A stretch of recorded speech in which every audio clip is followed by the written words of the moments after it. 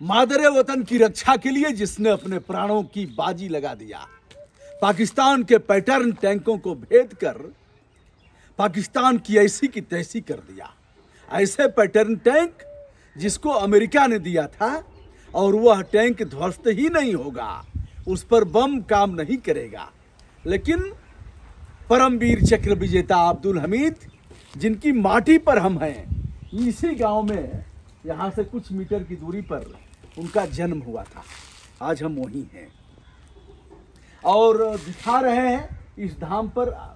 वह गन भी दिखाएंगे, वह जीप दिखाएंगे, और यह प्रतिमा है अब्दुल हमीद साहब, परमवीर चक्र विजेता।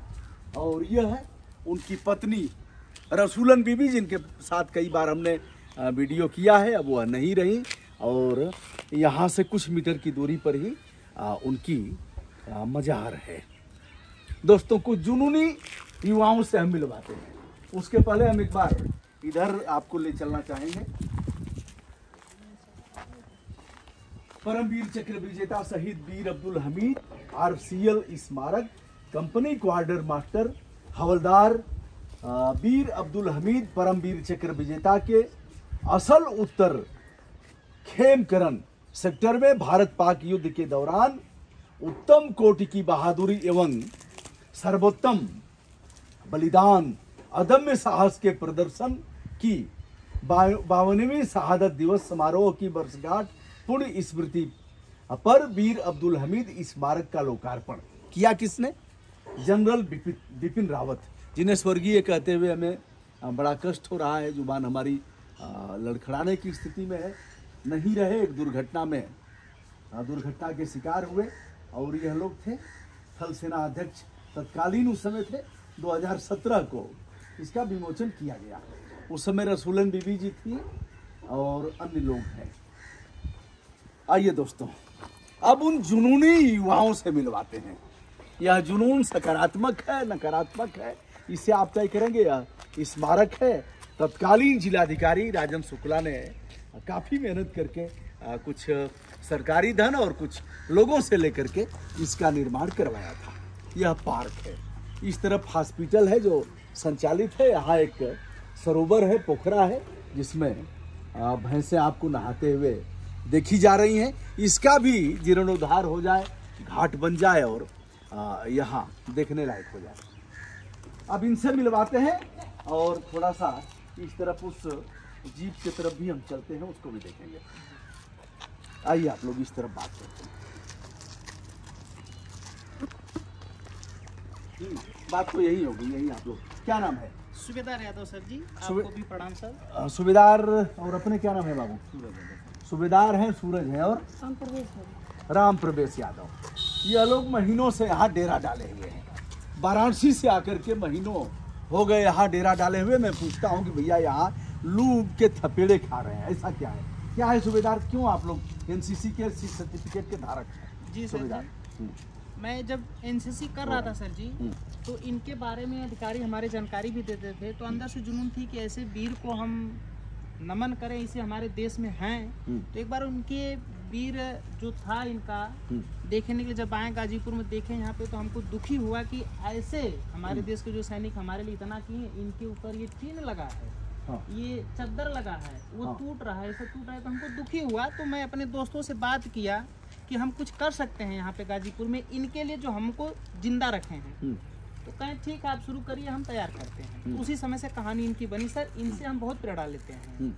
तो चंदा आपस में इकट्ठा किए, कुछ दोस्तों ने दिया, अपने घर से मैं पैसा लगाया, यहाँ पे कालम खड़ा कर दिए इतने में। अभी इनके छत के ऊपर ढलैया करेंगे, वहाँ पे एक संग्रहालय बनाएंगे। अच्छा, यह 2 पिलर हैं, 2 4 तो 6 जी, 6 पिलर हैं जी। और इस पर आप क्या करेंगे? ये इनके ऊपर एक छत बनाएंगे और वहाँ पे एक संग्रहालय बनेगा, म्यूजियम। ये बताओ सूबेदार, लिखा पढ़ी क्यों नहीं किया? सरकार चाहती है, सरकार अमृत महोत्सव अभी, आ जाओ आप लोग भी आ जाओ, अमृत महोत्सव अभी मनाया गया है, आप लोग छात्र हो, ठीक है। और योगदान लोग करते हैं देख करके, मुंह देख करके।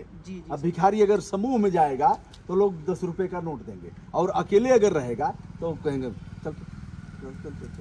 तो एक चीज बताओ, जैसे सरकार भी इस पर कर सकती है, चंदा लेना, अपने घर का पैसा लगाना। अभी तो पढ़ने लिखने की उम्र है जी सर।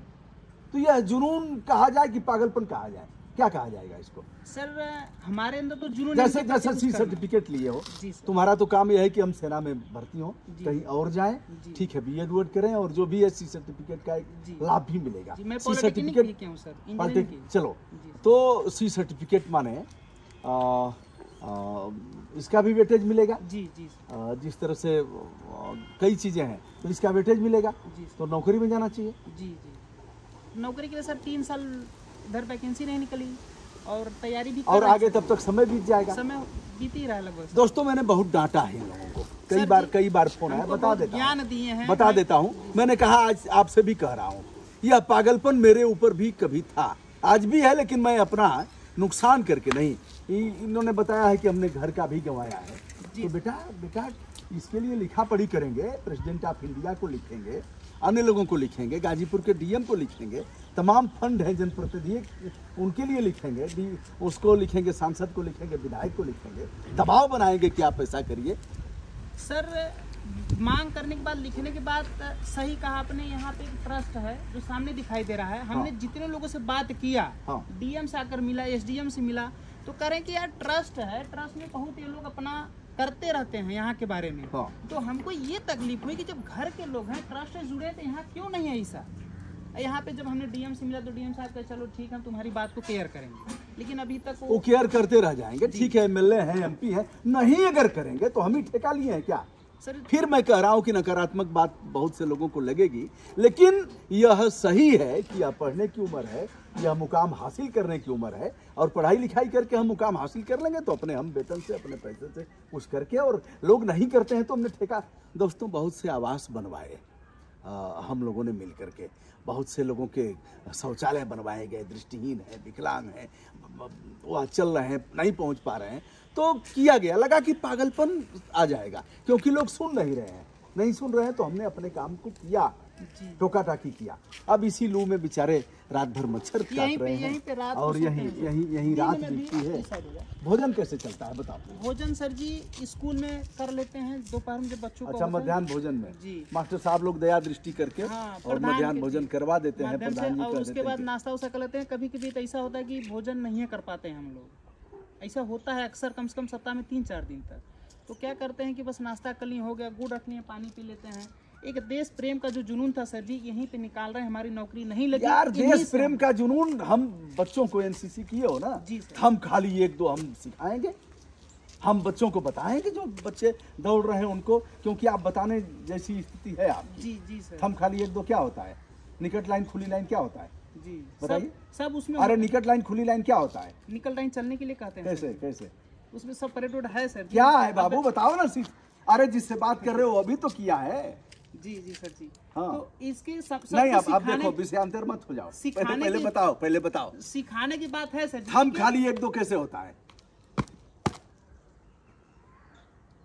यही सब भूल रहा है बेटा, फिर नौकरी कैसे मिलेगी?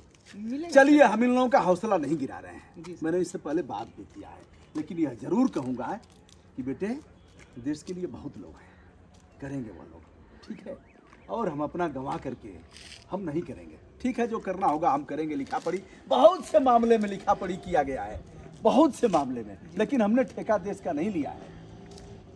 कितने लोग आए क्षेत्र के? कोई नहीं आया सर जी, कोई नहीं आया।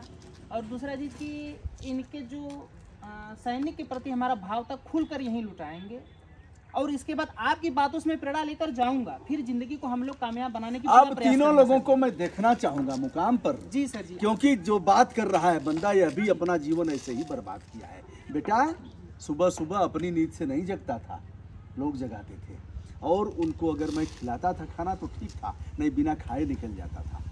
समझे क्या क्या दुर्गत हुई है? चलो, हम विषयांतर नहीं होंगे और इसका ऐसा भी नहीं करेंगे, लेकिन यह काम करना है, मैं भी करूंगा इसमें, ठीक है, लेकिन अब लग जाना है। लेटेस्ट न्यूज़ से भी नहीं अपडेट हो, क्या क्या हो रहा है, ना पेपर पढ़ रहे हो, ना टीवी देख रहे हो, ना समाचार पढ़ रहे हो, यहाँ से जब से आए तो लग गए हो। बताओ क्या करोगे, कैसे करोगे?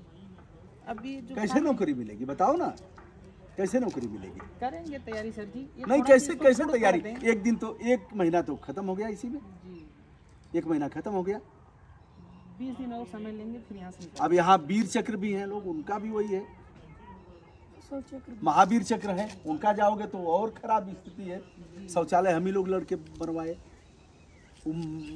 महावीर चक्र विजेता रामउग्रह पांडे की पत्नी जाती थी शौच के लिए 500 मीटर पैदल जाती थी। वहाँ और भी खराब स्थिति है, उनके जो बेटे और बहू हैं बहुत खराब, उनकी जो लड़की है दामाद हैं और भी खराब स्थिति है। जाओगे तो उनका अलग दुखड़ा होगा, तो तुम्हारा दुखड़ा कौन सुनेगा? मेहनत करें। चलो मेहनत नहीं, पढ़ाई करना है। जी जी। कापी किताब कहाँ है? यहाँ कुछ पढ़ते लिखते हो आप लोग? नहीं सर, यहाँ तो नहीं लाए सर। कहाँ करते हो? जापानी कहाँ है कुछ? यहाँ है कुछ कापी यहाँ किताब? नहीं लाए। यहाँ कापी किताब नहीं लाए। यह 3 जुनूनी कहें अथवा पागल। चलो ठीक है, हमारी शुभकामनाएं। और दोस्तों ये अभी रहा, अपना नंबर बता दो, लोग बात करना चाहेंगे। 94 53 48 62 00 94 53 48 62 00। सूबेदार यादव जी सर, वाराणसी से हूँ मैं। एक और गाजीपुर लोहरी काशी में आए हैं। चलिए शुभकामना। अगर हमने कुछ खराब कहा हो तो उसको क्षमा करना आप लोग। लेकिन मैंने देखा है बच्चों को, बेटा लग गए हैं हिंदू मुस्लिम में, लोग अपना नाश कर रहे हैं। उनको नहीं पता कि 1-2 साल बाद जब बच्चे होंगे और जब डॉक्टर के पास जाएंगे ना, और पत्नी जब बच्चा पैदा होना होगा, 80,000 का बिल बनेगा बेटा। उस समय आगे पीछे कुछ दिखेगा नहीं। और आज चढ़ गया है, जुनून चढ़ गया है।